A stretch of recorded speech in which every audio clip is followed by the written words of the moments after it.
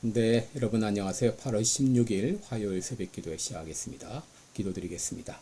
은혜로우신 우리 아버지, 어제 또 은혜 가운데 또 광복절을 지냈습니다. 우리나라의 해방과 또 대한민국의 건국을 허락하신 주님 앞에 감사를 드립니다.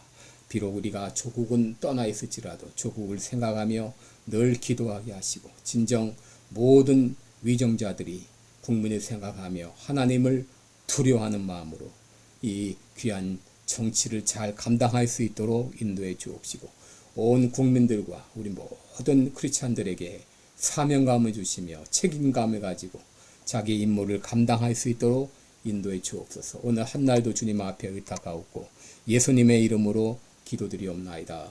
아멘. 네, 찬송가 주님의 마음을 본받는 자 우리 찬송 드리도록 하겠습니다.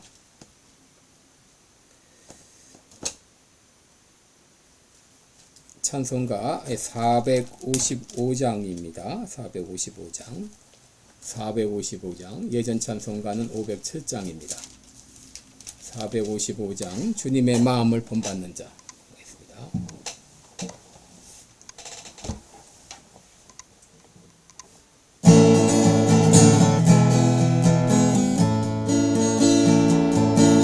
주님의 마음을 본받는 자 그 맘에 평강이 찾아오무 험악한 세상을 이길 힘이 하늘로부터 임함이로다. 주님의 마음 본받아 살면서 그 거룩하신 나도 이루리. 주 모습 내 눈에 안 보이며 금성 내 위에 안 들려도 내 영혼 날마다 주를 만나 신령한 말씀을 배우도다. 주님의 마음 본받아 살면서 그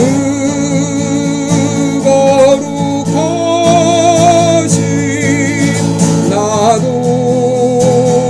이루리.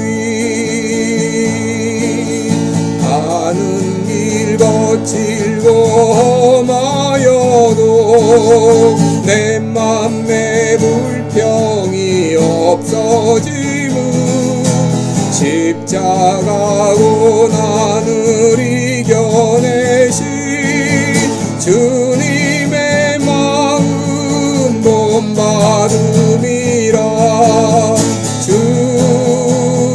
주님의 마음 본받아 살면서 그 거룩하신 나도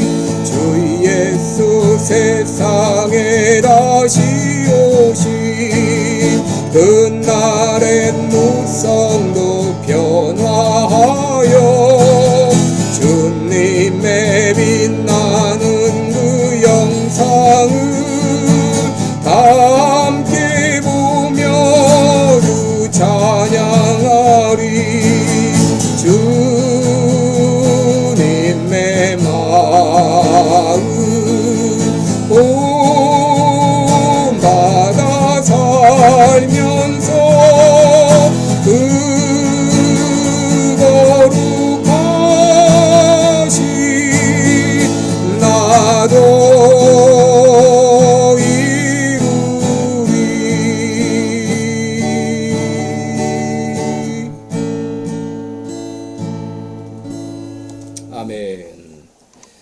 네, 우리 오늘은 고린도전서 4장 9절부터 16절까지 보겠습니다.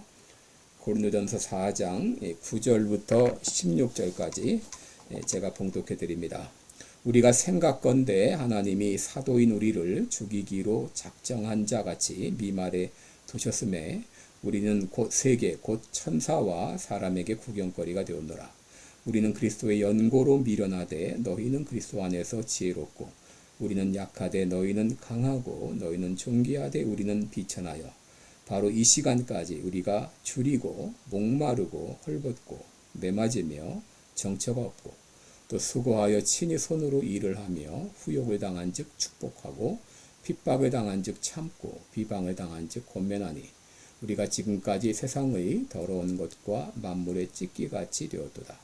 내가 이것을 너희를 부끄럽게 하려고 이것을 쓰는 것이 아니라 오직 너희를 내 사랑하는 자녀같이 권하는 것이라. 그리스도 안에서 1만 스승이 있으되 아비는 많지 아니하니 그리스도 예수 안에서 복음으로써 내가 너희를 낳았음이라. 그러므로 내가 너희에게 권하노니 너희는 나를 본받는 자 되라. 아멘. 네, 우리 오늘은 큰 바의 얼굴 이런 제목으로 함께 말씀을 나누겠습니다. 중학교 교과서 가운데 큰 바의 얼굴이라 이런 소설이 소개가 되어 있습니다. 미국의 작은 마을에 사람의 얼굴을 한 그런 큰 바위산이 있었는데 이 마을에는 언젠가 이 큰 바의 얼굴을 닮은 그런 위대한 사람이 나올 것이라고 하는 그런 전설이 내려오고 있었죠. 주인공 어니스트는 어릴 때부터 큰 바의 얼굴을 보고 자랐는데 언젠가 이 큰 바의 얼굴을 닮은 사람이 나타날 것을 늘 기대하면서 그렇게 있었습니다. 어느 날 엄청난 재력가가 그것도 지났지만 큰 바의 얼굴을 닮지는 않았습니다.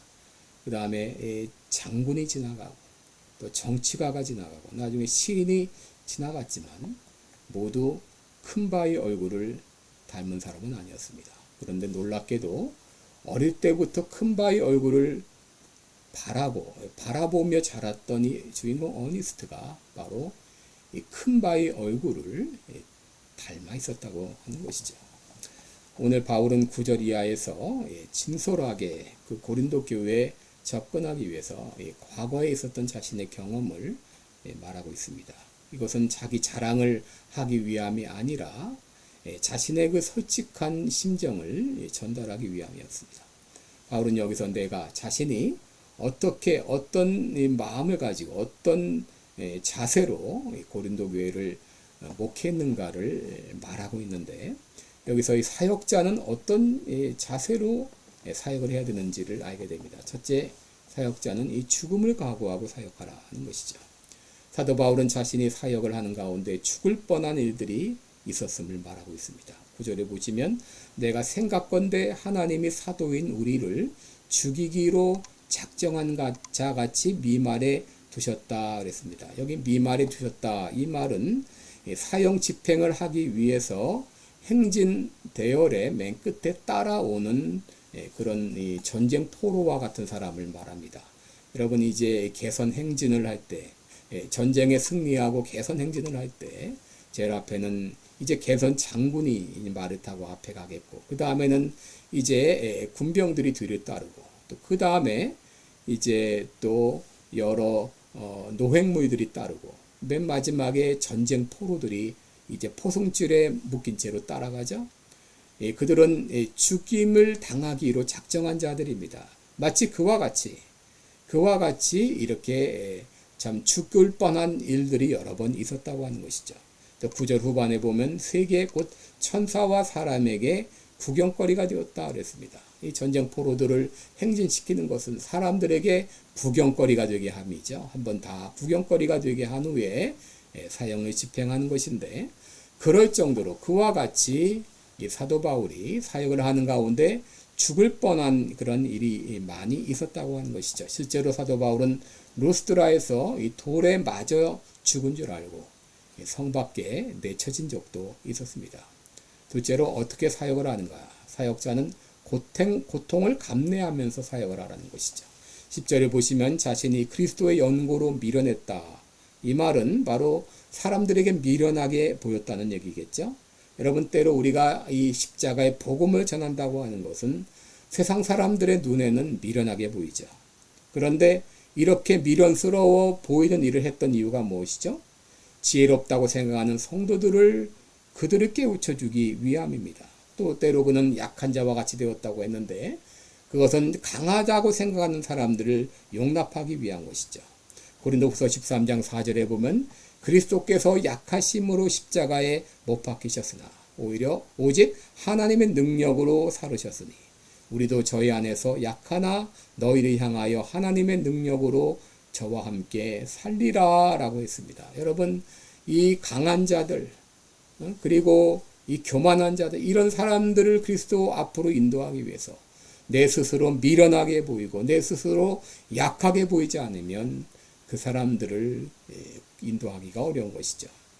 여러분, 예수님조차도 약한 자와 같이 십자가에 못 박혀 죽으신 이유는 바로 죄 아래에 있는 우리들을 구원하시기 위함이었습니다. 예수님은 약한 자가 아니셨습니다. 12영이나 되는 천사들을 통해서 얼마든지 자기를 십자가에 못 박는 또 잡아가는 그들을 얼마든지 제압할 수가 있었지만 예수님은 그렇게 하지 않으셨습니다. 왜 그렇습니까?